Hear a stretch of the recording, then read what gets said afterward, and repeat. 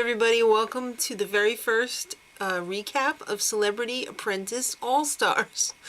Wow, it's season 13 of The Apprentice and it's All-Star Celebrity, and that kind of means to me you should know who all the people are on the show. Who the hell is Claudia Jordan? Oh wait, I looked it up. She was a Deal or No Deal suitcase girl. She's done other stuff too, like Mafia Guy's Girlfriend in episode 27 of You've Never Heard of It. She's got a satellite radio show. She was a pageant winner. Whatever. Alright, so they have some bigger names that came back. They have Bret Michaels, who was a former winner, come back, and Donald Trump made a big stink about telling him, "Oh, you shouldn't have come back. It was a big mistake." Why'd you ask him then? Did he twist your arm, Donald, and force him to put, for you to put him on the show? I don't get it. Anyway, Bret Michaels and Trace Adkins were named the team captains, so they got to pick their teams. So Bret Michaels picked Claudia Jordan, because he must really like Deal or No Deal.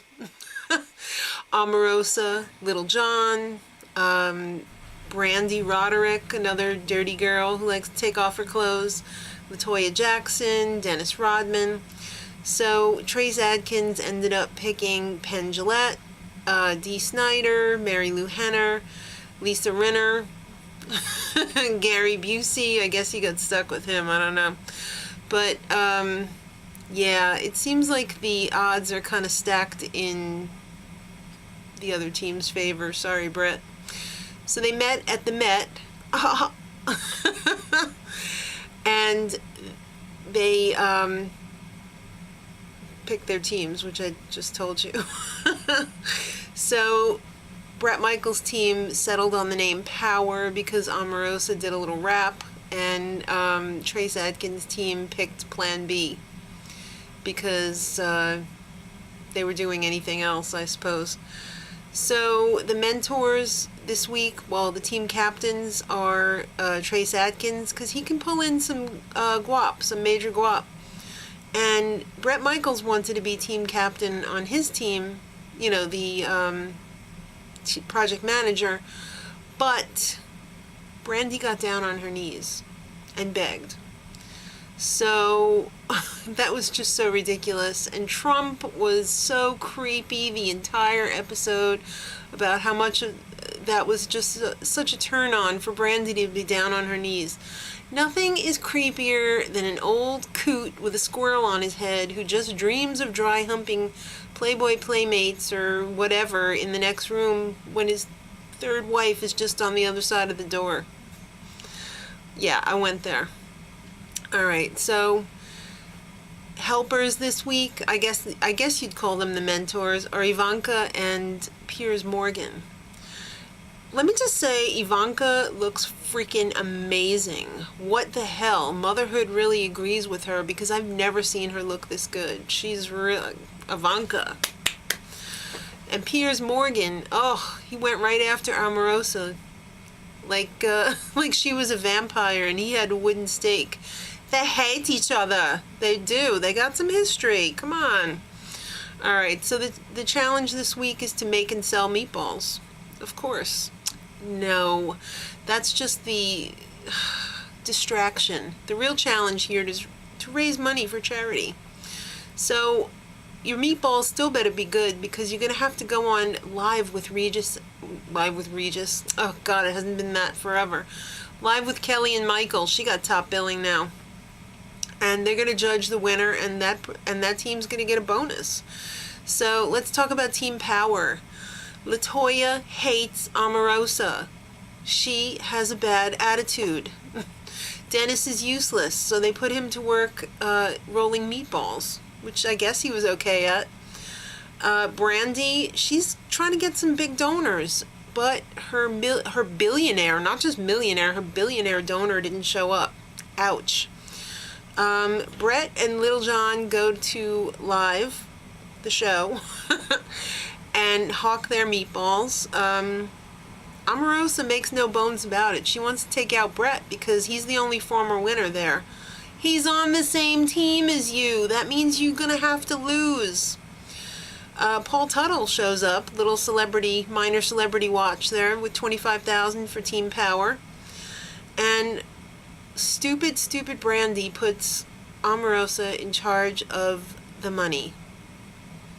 Bad move. Alright, so Team Plan B, let's talk about them.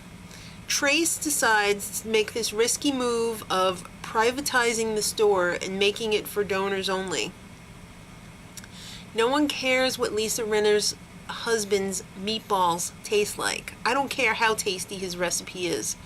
They're not concentrating on making meatballs. They want to make money. And Trace is pulling in huge amounts of money. Huge money. Huge, big money, no whammies. Oh my God, big money.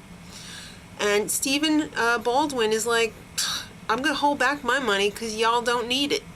Risky move, but smart move, I think. So Penn Jillette and Mary Lou Henner go to live to hawk their meatballs. So it's time for the boardroom. Brett, why did you come back? It's your show, Donald. You should know this. I hate how they hammer the same stuff home every 5 minutes on this show. I guess they have to because they gotta fill 2 hours. It's not that easy. So Steven's gonna get fired if his team doesn't win because he didn't raise any money. His mommy didn't have to pay for him this week, so no money there. And Omarosa could have pulled down her pants, got up on the table and took a dump on it, but there's no way she's going to get fired this week, even though she acted like a complete anus.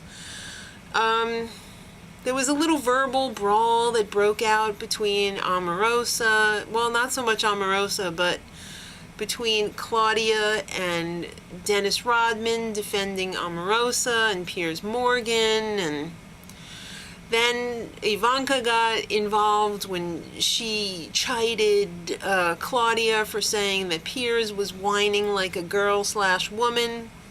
That's not cool. She's a business lady. She doesn't want women to be in a derogatory light. Ugh, please. What kind of a businesswoman are you? Well, let's talk about who won the Tasty Taste test. That was Team Power. Because the other team didn't care about how their meatballs tasted. You know what? It didn't freaking matter. It wasn't enough. The $20,000 was a drop in the meatball ocean because Team Power only raised like $250K and change. But Trace Adkins raised a hefty $419 and I think $553,000 or something like that. Crazy money. They broke the record. It's the highest ever. So Plan B, aka Trace Adkins, wins an S-ton of money for the American Red Cross. Good job. So now let's discuss what's going on with Team Power. They had to sit in the boardroom while the other team went back up to the suite and ate delicious crudités and drank champagne out of shoes. Brandy didn't know what the F was going on because she put Omarosa in charge of the money. And I think Omarosa knew what was going on, but she played stupid, which wasn't that difficult for her.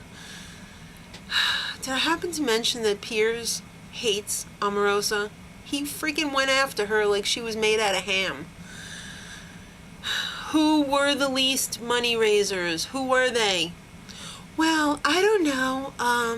Brett, he only raised like $15,000, and he of course was saying that he raised more, and then when they asked everybody what they raised, they couldn't come up with a concrete figure, and it always didn't add up, and it was just ridiculous. The whole situation with I would have been like, Omarosa, if you can't tell me how much was raised, get the F out.